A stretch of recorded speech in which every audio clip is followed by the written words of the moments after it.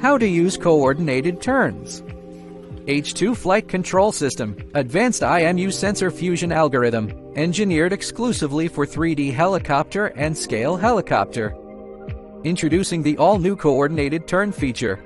During helicopter turns, the H2 flight controller dynamically calculates and auto-adjusts roll deflection based on real-time stick input rate and airspeed data, thus achieving a realistic posture of turning. Resolve issues such as large turning radius and side slip. Enter Flying H2 Assistant software and open coordinated turns. Connect H2 Flight Controller.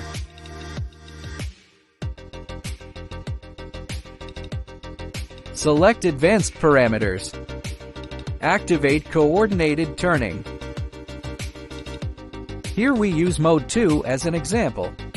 Actual demonstration once. Just use the right stick to pitch and the left stick to yaw.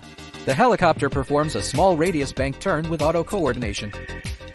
During sustained yaw stick deflection, the helicopter will continue to coordinate turns.